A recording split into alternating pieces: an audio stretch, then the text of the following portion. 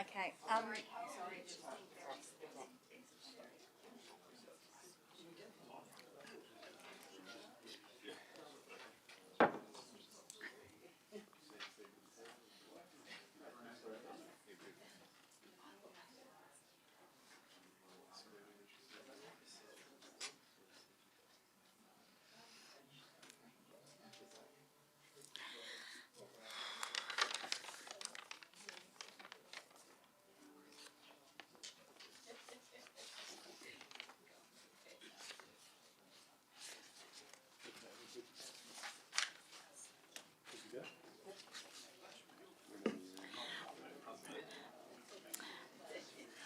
Welcome everyone to the March briefing session.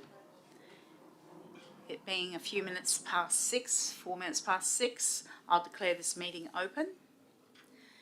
As you may know, the briefing sessions occur a week in advance of the council meeting. This briefing session is not a decision-making forum, but rather an opportunity for councillors to ask questions and seek further clarification on items listed in the agenda. Kaya Marman, Kaya Yoga, Kaya Bridie, Yamanuk, Nalak Kadij, Winjialak Nini, Nalak Kadij, Nitja Bujabal, Wajak Nunga Bujalalak Nini, Kura, Nijie Burawan. On behalf of the town of Bassendean, I would like to acknowledge the traditional owners of this land on which we meet, the Wajak people of the Noongar Nation. May their campfires burn forever. I'd also like to remind people that our meetings are recorded, uploaded and live streamed, so that requires some attendance to civil behaviour rather than outrage. So thank you everyone. I'm sure that we will have a lovely meeting. And okay.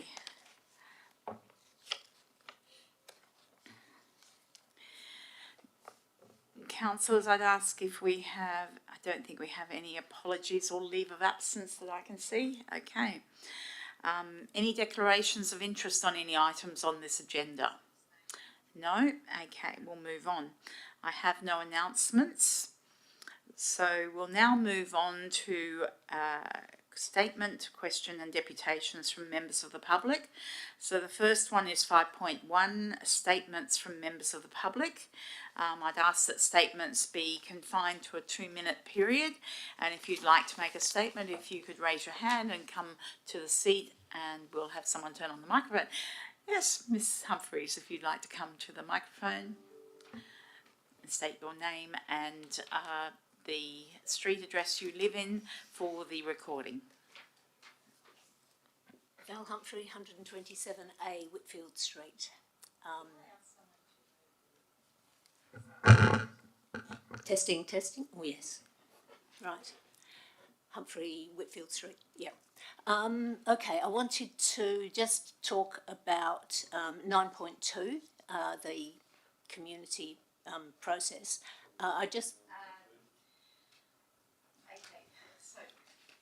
So, Ms Humphreys, we've changed the formatting of the numbering of items. So just tell me the name of the item. It's the, oh gosh, I haven't got it written here. It's not the public open space strategy. I think it's the one that we had at the Swan Districts where the consultants were talking to. Is it there? I've got, there was a page there which had planet written at the top, which took my attention. People, planet, all the P's.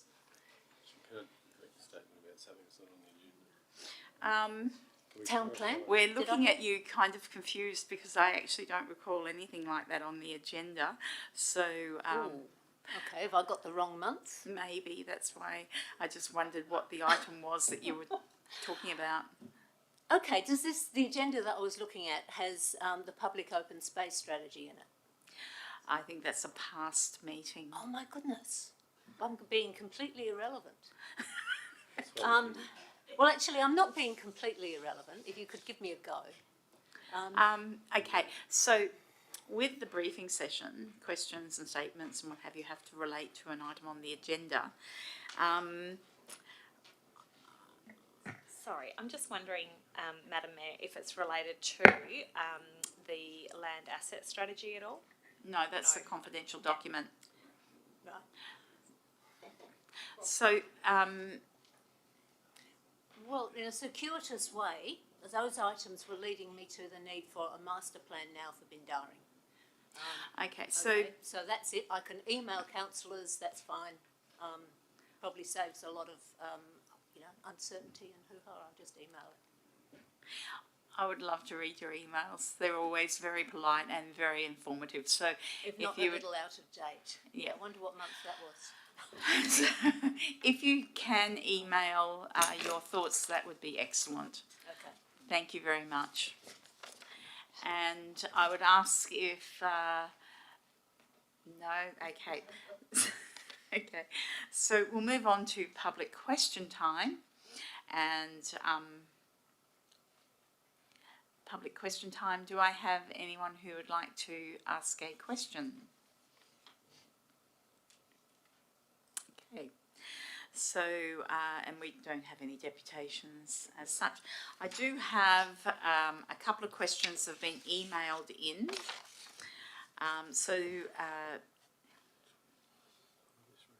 Yeah.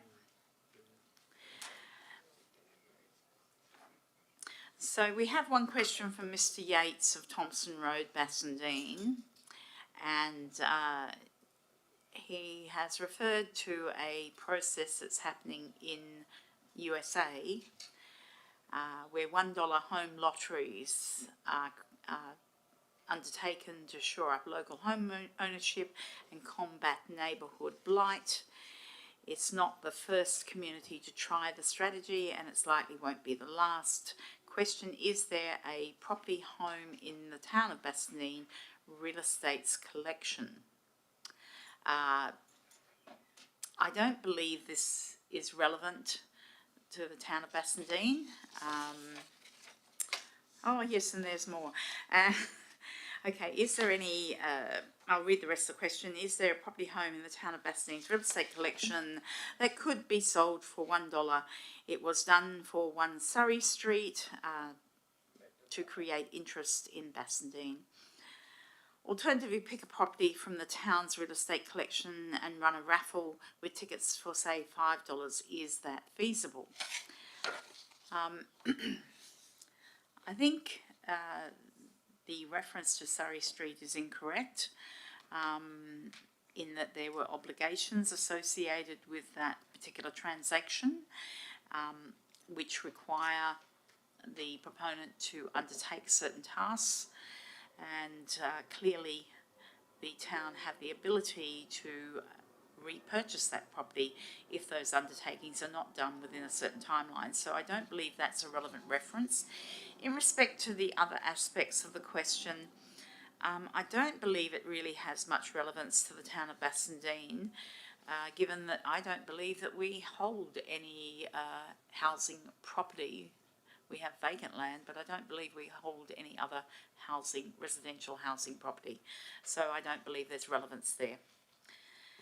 Okay, and there was a question sent in by Ms. Humphreys, who is now going to email us. Thank you very much. Excuse me, Madam Mayor. When it comes to that question which doesn't attach to an item, so we wouldn't have the potential to ask questions about it, how do we deal with that? Basically, our meeting policy for briefing sessions is fairly clear in indicating that questions at the briefing and deputations and statements should pertain to items on the agenda, whereas at the OCM next week, a ratepayer can ask a question about anything pertaining to the district. So that's generally what's in our meeting policy for briefings. Certainly there is an ability to change that, but it's a bit of a process, and we don't have that in place at the moment. We have the policy as it exists. So in terms of that item, when, if at all, a councillor is able to ask questions about that? So the question that's just been posed, as a councillor, how would I then ask a follow-up question about that? Ordinarily, we would wait till the item to ask our questions, but given that there isn't an item, how would I ask the question? Okay, well, as I've indicated as presiding person, the meeting procedures for briefing sessions are fairly clear. the question that was going to be asked clearly did not relate to an item on this particular agenda. And I am so sorry that Ms Humphreys has actually taken the time to come here and to ask a question, but it's not relating to an item on the agenda. And that is regrettable. However, Ms Humphreys has indicated that she will provide her information in writing, and it's up to councillors to engage. If you'd like to respond and ask further questions at that point in time, you're more than welcome to do so, or Ms Humphreys might choose to come to the meeting next week. Yes, just saying, in respect of the question that was not asked by Ms Humphreys, by the other question, as councillors we have no ability to ask any questions about that, so it's sort of sits there in limbo in that there's a question that's been posed, a partial answer has been provided, but councillors haven't been able to ask questions. So, I had a question. Normally with statements you wouldn't be asking questions anyway. Normally councillors only ask questions of a proponent when they're doing deputations. Or of the staff once the item has arisen, but given that yes, but it's not an item on the agenda, so this is the quandary that we are faced with. So let's move on, councillors. Right, okay, thanks. I'm sure that Ms Humphreys will be happy to talk to any of us at any time we so choose, and certainly I've had many engaging conversations with this ratepayer who is a great asset to our community. So I think that any one of us as councillors can certainly engage in a positive way with Ms Humphreys and the groups that she represents. So thank you. Okay, councillors, we will now move on to item 6, which is the agenda items contained within the OCM agenda. And I'll just very quickly explain the change in format. Rather than have different item numbers between the briefing agendas and the OCM agendas, this is the first month where the staff are endeavouring to ensure that the same agenda number is attached to the same item going forward through to next week's OCM. There have been a couple of little hiccups implementing this week, and I'm sure that they will be resolved very quickly, and have been resolved quickly actually. So when ratepayers have a look at our website, you will see the facing pages for the agenda, which sets out the format that the agenda will take. You'll see another attachment that has the OCM agenda items and the reports, and then underneath that you'll see another attachment which is all the supporting documents and attachments that go with each report. So you'll see 3 links when you click through to the briefing session on the website. Okay? Now, the first item, if councillors have any questions, is relating to the minutes, but I don't believe that anyone has questions on the minutes from the February meeting. So we'll move on to, there were 2 external reports included, which was the East Metro Zone Walga report minutes, and the East EMRC Ordinary Council meeting. Sorry, may I ask a question? Yes. And it is related to the minutes of the last meeting. When the local planning scheme 11 came down, it came down with a set of modifications that were published on the website. Am I right? Yes. And that local planning scheme 11 is going to be signed off fairly soon. Am I right about that too? Yes, my understanding is the CEO obviously would like to contribute to this dialogue. It'll be signed off tomorrow, but I think the question might not be relevant given item 11 is around the reports relating to external committees. So it's East Metropolitan Zone and the EMRC Ordinary Meeting. Sorry, I didn't make myself clear. I'm talking about the local planning scheme 11, not item 11. Correct, but my question is, which item is it relating to? Relating to the minutes of the last meeting. Meeting from last February. Ah, so we've gone back. Yes. Yeah, okay. Yeah, Yes. Okay. Okay, so the CEO has indicated that it's going to be, is it gazetted tomorrow?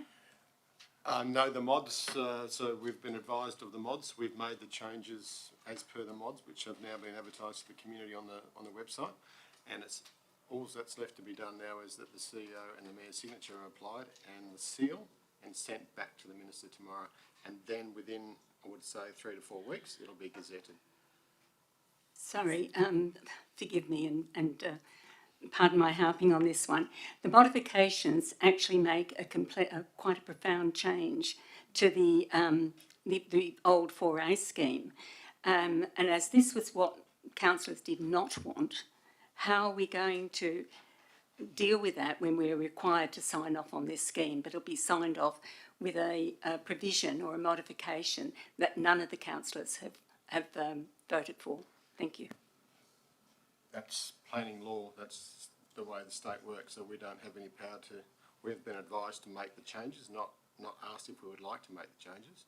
We've been advised to make the changes if you want your scheme to be gazetted and progressed, which, despite some feeling, the majority is what we would like to be progressed for our community. So we have no other alternative other than to lobby the minister and say that we don't like the process.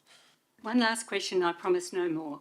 Thank you for your patience. So that means if this goes ahead and is gazetted, that there is nothing more we can do, or is there another process that we can enter into to make sure that the intent of the 4A scheme, which was to make a linear connected park at Bassendean Park, is given voice to? I might refer to Director Gibson for that. Thank you, Luke. Through you, Madam Mayor, it would be good to understand which particular modification the council is referring to. Oh, thank you. Yes, it is the modification which removes the public open space over the top end of Highland Street and turns it into a permanent road reserve, which means it will effectively cut the Bassendean Park in two permanently, which is against the whole import of the 4A scheme. Sorry, thank you. Can I also add, would that my understanding is that also applied to the Anstey Road Reserve as well, is that correct? The changes were Through Madam Mayor, the areas are already bisected by existing gazetted roads that are constructed. The issue that is being raised now is simply the public open space reservation, and we understand from the department is that their requirement to identify it as road reserve as opposed to public open space was a consequence of them being gazetted public roads that are constructed. It would be open to council at some point to consider removing those roads and having and seeking the minister close the roads. Now this gets raised from time to time, and the answer staff have consistently provided is that would need to be assessed in the context of State Planning Policy 3.7, Planning for Bushfire Risk, in that it would create a series of dead ends in a bushfire-prone area. So without preempting the outcome, one could contend that such a process might actually fall foul of SPP 3.7. That said, it's certainly open for council to embark on that process and do the investigations and see if it would indeed be a problem.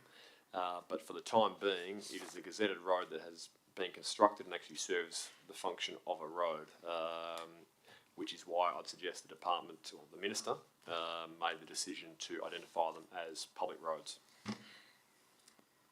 Okay, councillors, we'll move on.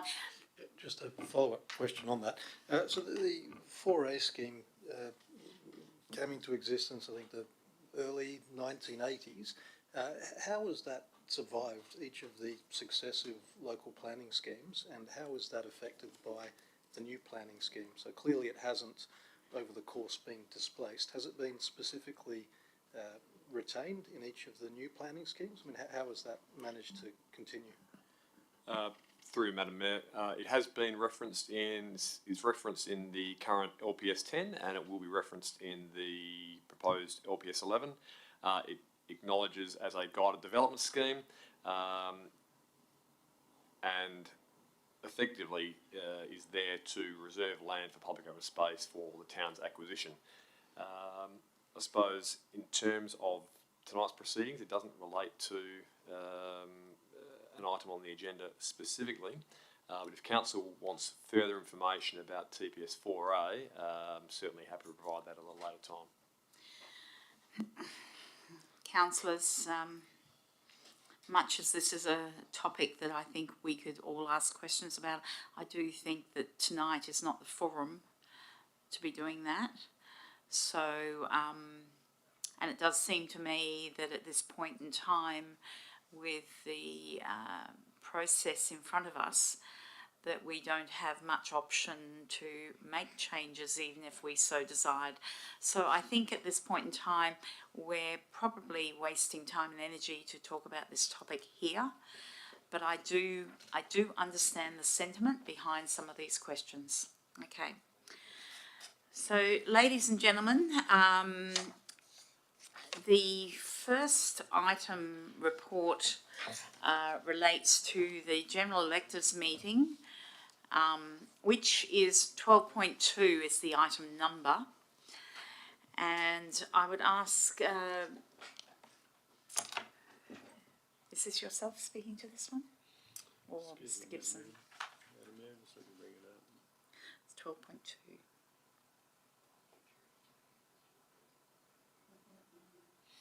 Yes, Madam Mayor, that is. Thank you, Madam Mayor. That is the report out of the CEO's office. So, for those present, you will remember that we had the annual meeting of electors on the 13th of February. There were 7 motions considered and voted on. 6 of those were carried. 1 was not. 1 was lost. And we have dealt with one of the particular motions at a special council meeting earlier this month, which relieves the remaining notices of motions to be considered at the March council meeting.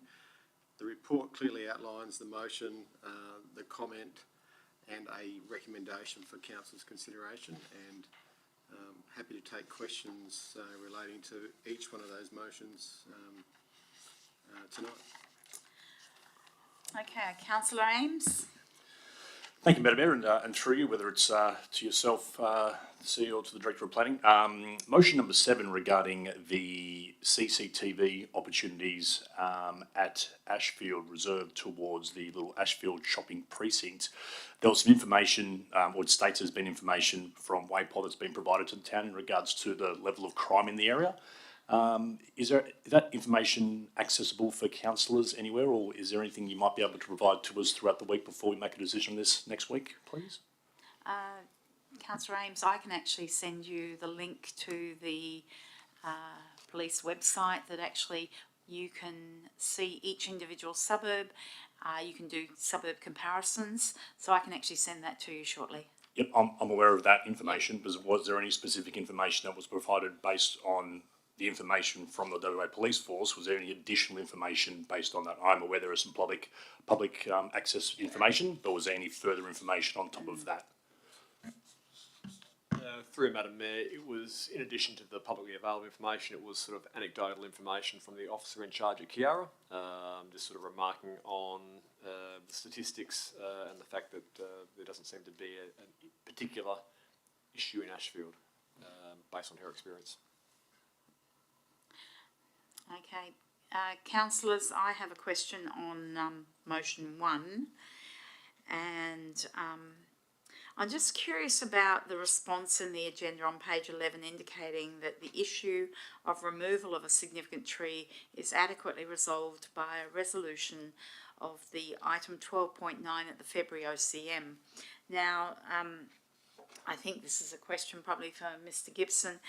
Given that that resolution of item 12.9 was the unanimously supported policy for tree protections on private property, I'm just curious because the amendments made to the significant tree clauses within LPS 11 render the effect of those protections for those trees in perpetuity as non-existent. Would you agree with that assessment of the significant tree clauses that are currently included in LPS 11?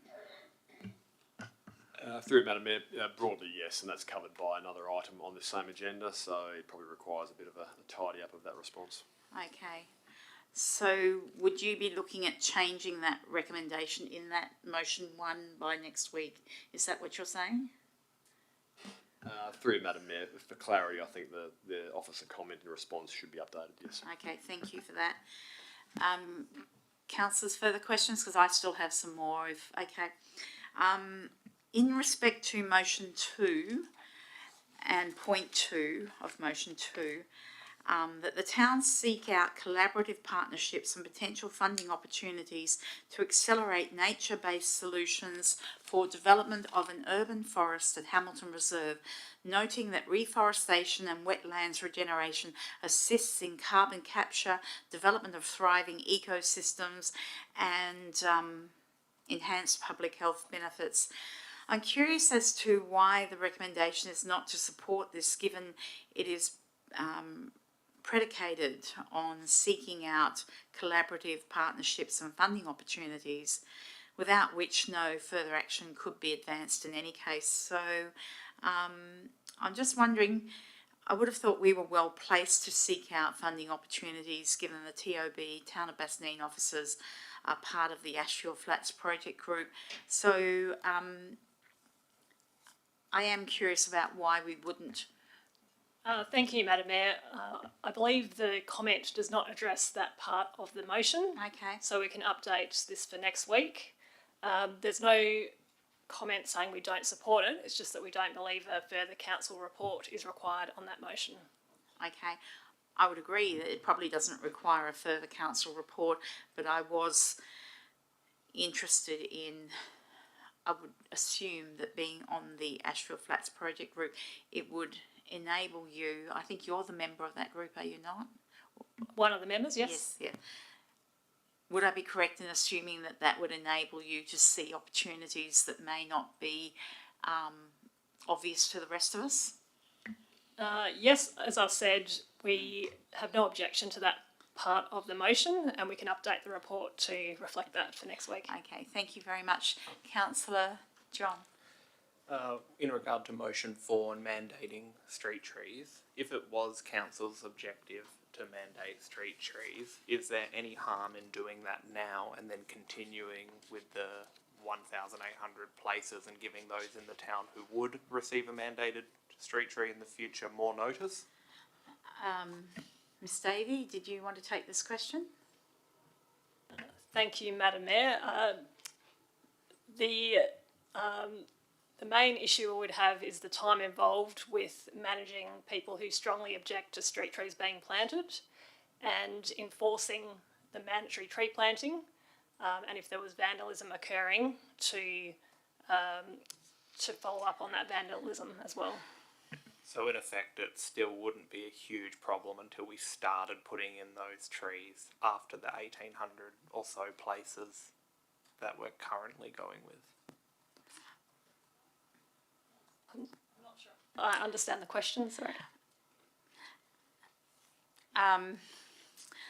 Okay, I think what Councillor John is saying, that you have a program of works in place which at this moment in time does not require trees to be planted on every single verge. However, there will come a point in time where that may be necessary. So correct me if I'm wrong, Councillor John, you're assuming that eventually we will be required to have such a policy, and if it's approved now, what difference does it make in the current schedule of works, given that we're not planting on every verge at this time? Would that be your correct assumption of what I... Effectively, and this way I would see it as giving more notice to those that they will receive a tree one day. Okay. Through the chair, that is the current advice we give. So if people are objecting currently, we are advising them that in future a tree will be planted here, and we're not advising that we mandatory for this year though, at this stage. Okay, Councillor Plivka? Yeah, while we're on item 4, I suppose the language of making it mandatory. Local government owns the verge. It's not really making something mandatory to do with your own property, that which you want to do. So it becomes more of an issue of management. But in terms of the 1,800 spaces to fill, I'm assuming that some of those will be people that object to the planting of a tree. But given that we're going at a rate of 500 a year, we're going to be at least 3 years away from encountering, I suppose, the need to plant on those, for want of a better term, more difficult sites. Just wondering if there's any utility in this council making that decision if we're going to be in a different council at that point in time. That is to say that we've got more than 2 years before this becomes an issue. And is there any utility in, I suppose, seeking to, hopefully the continuation of the good things we're doing occurs, but that would again be a decision for that configuration of council. In terms, Can we get an answer to that first before you move on to another one? Thank you, Madam Mayor. So the comment against that motion is that it would be considered annually as part of the review of the Street and Reserve Trees Council policy. So rather than making a decision now about 2 years in future, for example, we'd recommend considering it annually. Councillor Plifka? yeah, the final part was to do with so we say do not support motion 4, but I don't think that it's entirely true that we don't support all of motion 4. When we talk about remaining on track for a 30% tree canopy target, that's already a policy. So rather than saying that we don't support that, can we instead acknowledge that that's an existing policy and that this motion would be superfluous for that reason? Ms Davey? Thank you. We can update the wording to reflect that. Can I ask a subsequent question?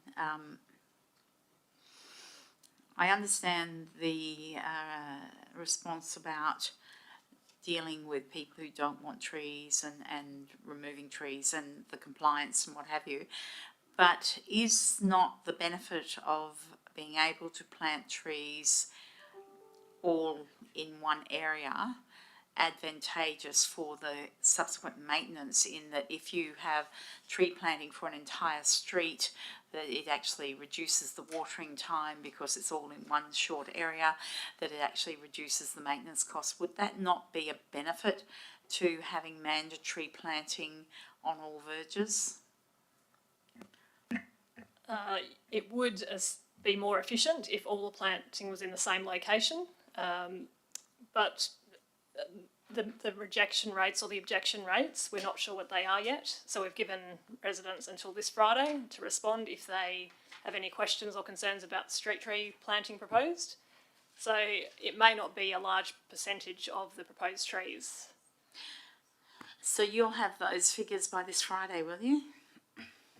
We've asked residents to respond by Friday, so we would have the figures by Monday or 5 p.m. Friday. Yeah.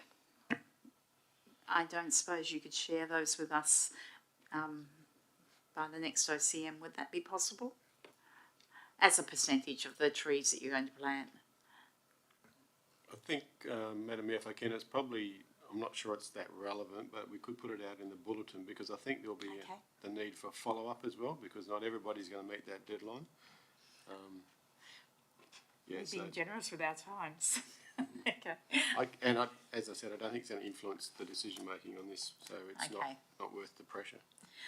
Okay, councillors. Yes, Councillor Plifka. Yeah, final question on that. So, for the Mayor's question concerning the efficiency of planting everything all at once on a street, are we looking to achieve a monoculture of trees on a street, or having regard to things like the polyphagous shothole borer, are we looking to have a variety of trees so that we don't lose entire streets all at once?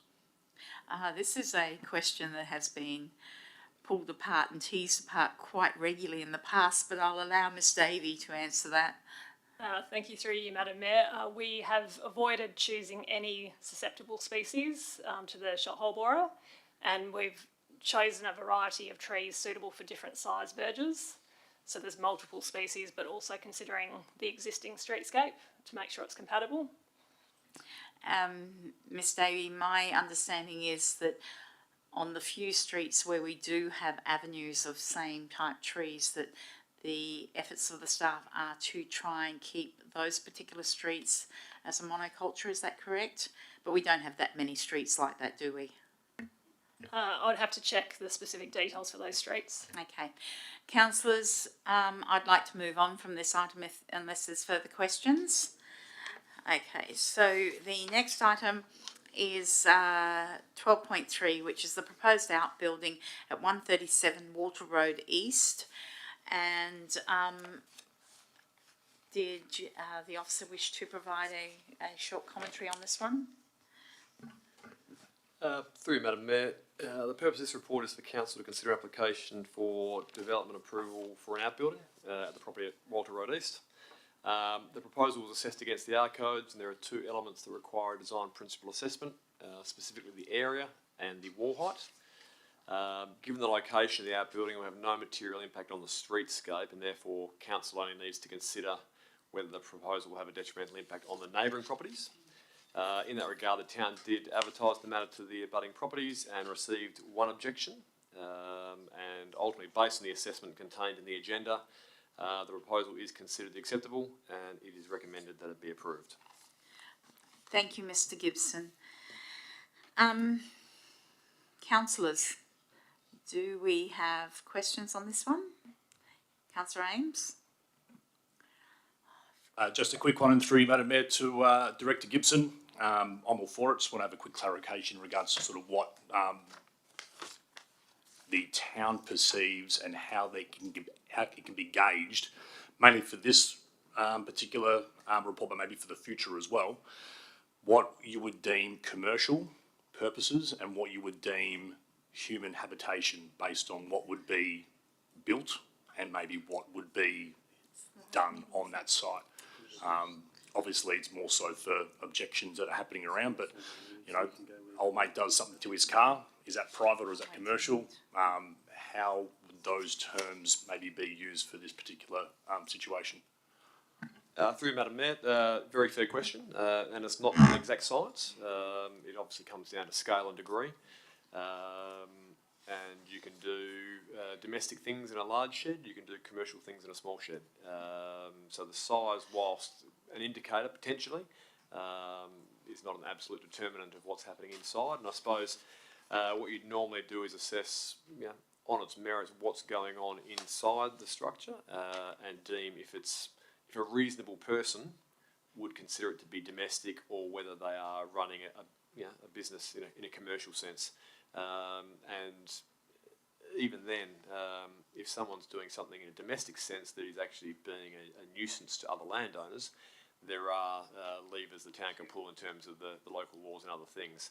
But in terms of this application, it's been conveyed to the town that it's to store domestically vehicles and boats. Obviously, if the town was to receive noise complaints about angle grinding or fumes from a spray booth, and there was something that was genuinely impacting the amenity of the local area, obviously we've got a compliance response that we can take.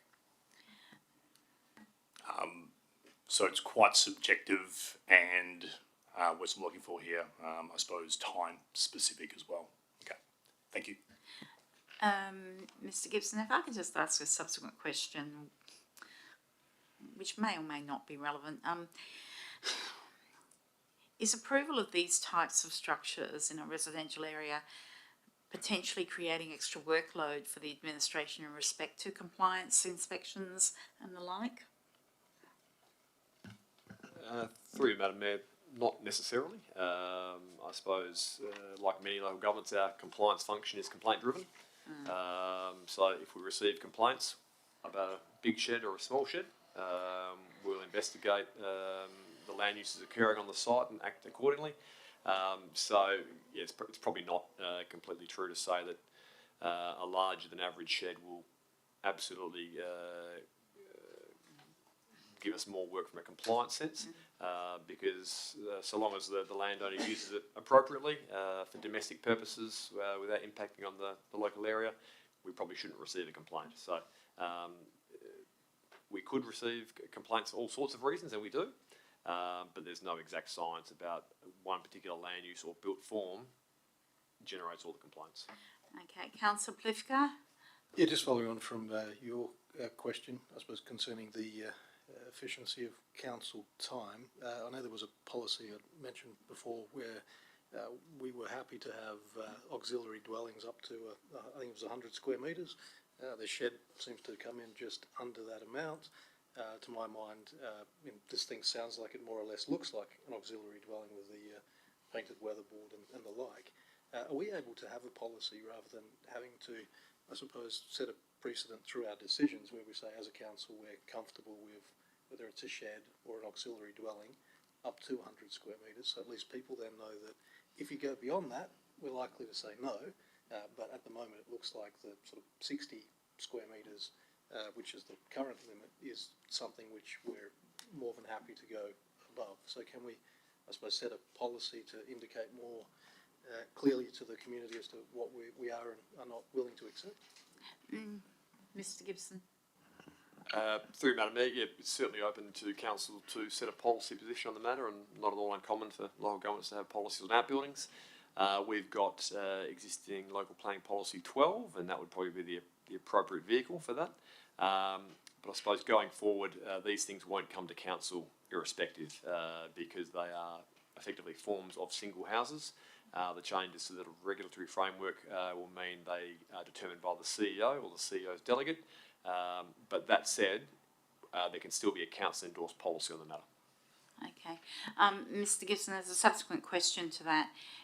Clearly, there are some elements outlined in your report that refer to open space and a few other criteria. So I don't know where the paragraph is, but those are considerations that need to be taken into account for each and every application. Is that correct? Through Madam Mayor, they're relevant considerations where a design principle assessment is required. If council sought to amend the deemed to comply provisions to increase the upper limit to say 100 square metres, you'd have a situation where many more applications meet the deemed to comply and therefore the design principles don't apply. But certainly where it departs from the design principles as set out in the officer report, things like setbacks, wall height, open space, visual amenity are all relevant planning considerations. Okay, so given the planning considerations are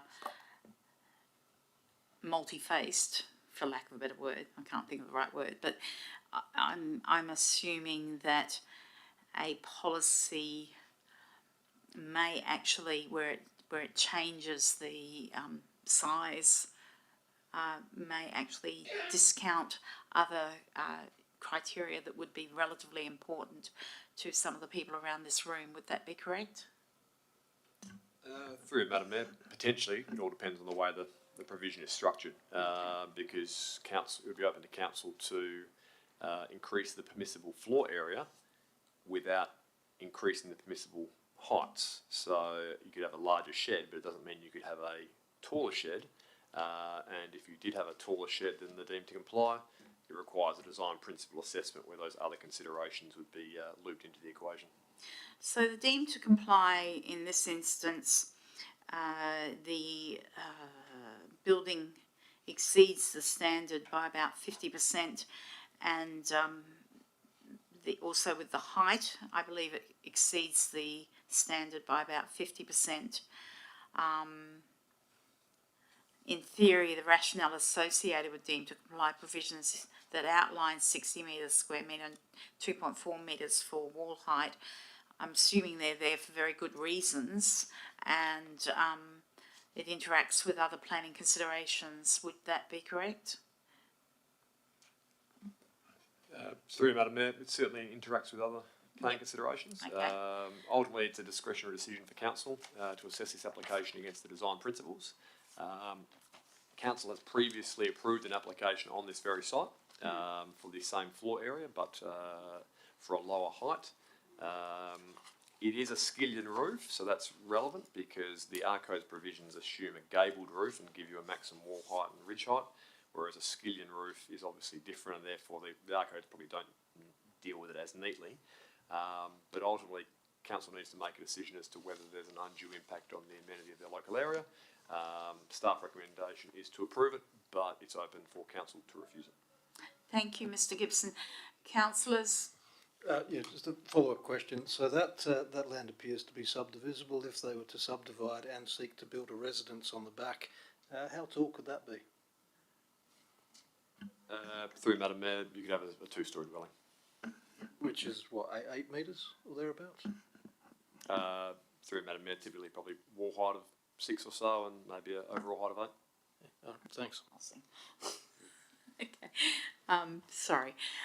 Councillors, are we going to move on to the next item if there's no more questions? Or Councillor John, do you? Next item. Okay, so the next item is the Audit and Governance Committee meeting held on the 6th of March. Again, Sorry, I meant a different motion in that. sorry, I can't hear you, Mike. Sorry, I meant I wanted to ask about one of the other motions. In Wagon? Okay, I missed that one. Way gone. Okay, perhaps you could ask that after the meeting, maybe. Sorry about that. Councillors, we've got Audit and Governance. This is Mr White, and I suspect it's quite a straightforward report, but I'll ask Mr White if you have anything to add. Thank you, Madam Mayor. Only very briefly, the two matters were considered. Most importantly, the compliance annual return as stated in the report, and I suppose there was a fair bit of discussion about the audit findings log and some changes that we'll make moving forward to sort of cut it down and make it a little bit more relevant for the committee. Thank you, Mr White. Councillors, are there any questions on this particular item?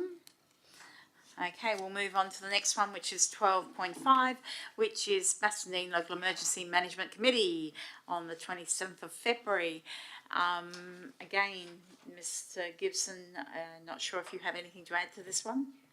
Okay, councillors, any questions on this one?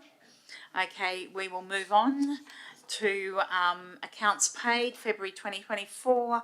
Normally, councillors, if you've got any queries on this, you'll put them in an email to Mr White, because it's very difficult to answer these questions without taking it on notice, because he has to go back and look at each department, which I'm sure is very laborious. Okay, councillors, we'll move on now. 12.8, I'm moving to the end of the meeting because it's got a confidential attachment, and I already know that councillors have some questions regarding the confidential attachment, so we'll come back to that one. So the next one is 12.9, which is the administrative review of existing local planning policies. Mr Gibson, any further commentary on this one? Only briefly, Madam Mayor. The purpose of this report is for Council to consider an en masse amendment to the town's suite of LPPs in preparation for the new local planning scheme number 11. The amendments will be limited to those matters listed in the report, with subsequent reports coming to Council in due course to deal with more substantive changes. Okay, and those amendments are tidy-ups of references to LPS 11, LPS, changing it from LPS 10 to LPS 11, etc. Minor spelling, grammatical. I can't see any other major things in there of any description whatsoever. Question, Madam Mayor. Councillor Ames. Thank you, Madam Mayor, and I suppose through to the Director. Are Council going to be receiving a track change list of all these policies? Is that something that needs to sort of cross our eyes, or is it a scenario where it literally just is going to be from 10 till 11 and all those sort of bits and pieces? Through you, Madam Mayor, we'd sort of envisage the latter. If councillors particularly want track changes, we could provide that. But I think it's probably unnecessary, because the scope of the changes are very limited to those sort of dot points that Madam Mayor was referring to earlier. But yeah, certainly happy to, if councillors prefer to see track changes, we can do that, but it would be probably adding relatively little value. Okay, councillors, in case, I think we should move on to 12.10, revocation of previous council decisions, tree retention and provision. Mr Gibson, I believe this is yours, and you may have something to add to this one. Through Madam Mayor, not a great deal, but obviously this report is looking at revoking a number of previous council decisions relating to trees on private property. And it's been prepared in response to the DPLH advice regarding LPS 11, which councillors are well aware of, and the associated changes to key provisions regarding significant tree registers. So, given those changes that were communicated from the Minister via the DPLH, there is little value in keeping those resolutions, and therefore it's recommended they be revoked. Councillor Ames. Thank you, Madam Mayor, and through to Mr Gibson. Your comment of little value, I understand, just in regards to everything that's gone through the last sort of month or so. Is there a scenario where they can be presented to maintain our reputation and our stance on such information that we have decided upon within previous and current council to refer to in the past, or is the rescission just that in itself? Through Madam Mayor, I suppose the problem with keeping the resolutions on the books is that they require staff to do things, and those things would be, to be reasonably frank, a waste of time and a waste of resources. So there are ways for the council to strike a position on things, and that's, I think they've done that. I think we've done that through the council plan. Before that, the SCP. So there are ways and means of actually formalising positions, via the mayor as the spokesperson for the town, etc. But in terms of these resolutions, they require things to happen by staff and to require us to action them, and they could be actioned. They will have little to no outcome, and that would not be an appropriate use of staff time, we don't think. So rather than do it for the sake of doing it, we think we should acknowledge the situation from the department, focus our efforts on other things, and if council wants to adopt a policy position or a philosophical position on trees and tree protection, there's other ways of doing that. Councillor Plivka. So when it comes to rescinding these, if that's what we're looking to do, and I understand that from a planning perspective that LPS 11 has made a lot of these things fairly futile. In terms, and perhaps approaching from a governance perspective, is there a way in which we can just leave these, not rescind them, and that the administration might say to us that on account of LPS 11, these are now resolutions which can't be actioned, as opposed to council having to rescind them?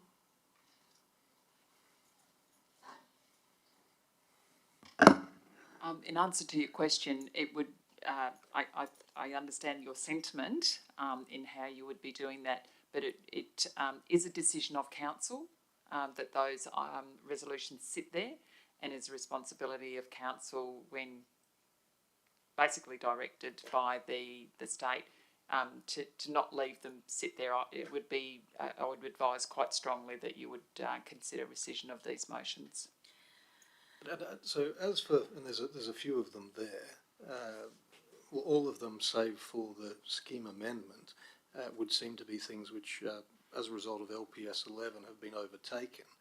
But a scheme amendment is different in that that's asking that LPS 11 be amended. Now, it might be something which we don't succeed on, but that's still something we could ask for. Through Madam Mayor, that's entirely true, and I suppose staff have formed the view that it would be completely futile and therefore not an appropriate use of limited staff resources. That said, if council directs the CEO to do it or requests the CEO to do it, under the Acts, he will ensure that is carried through, but that may well be at the expense of other planning work. Mr Gibson, in respect to some discussions and commentary that have occurred in the last few weeks since the modifications to LPS 11 have been conveyed to councillors, there was clearly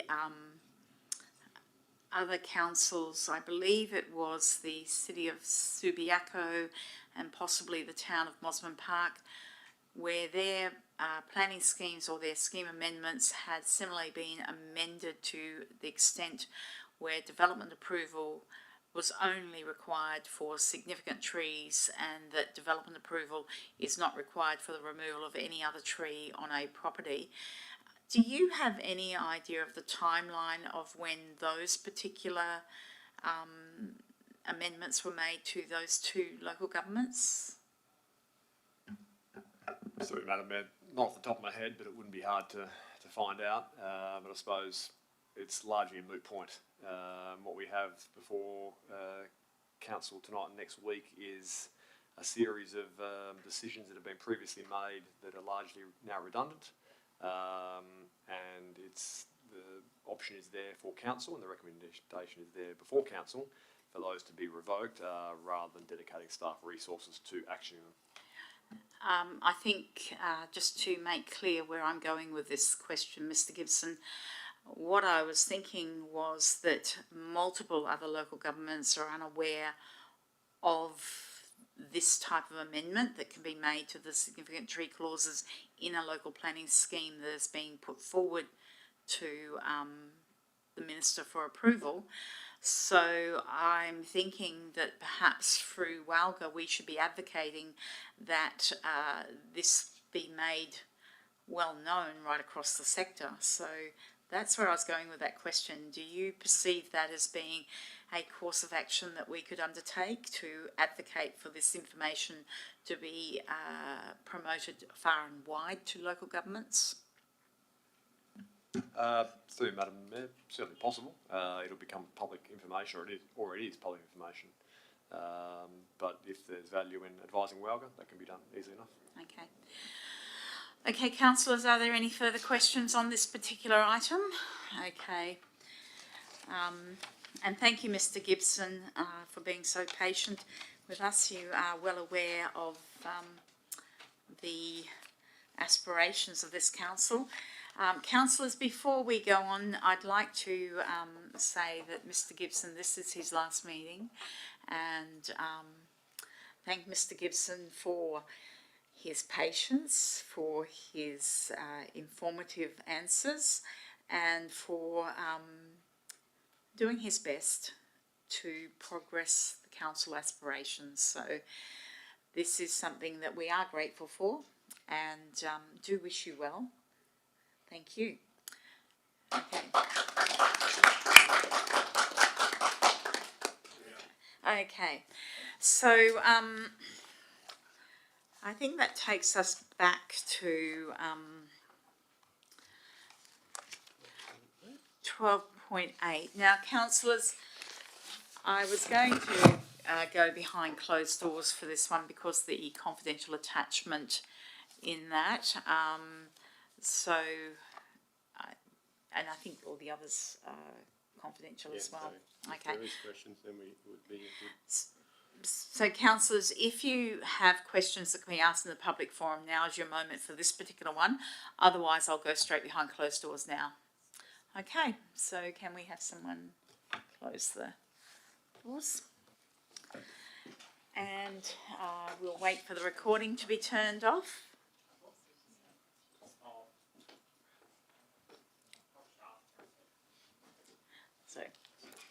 So councillors, we'll just wait for the recording to be turned off.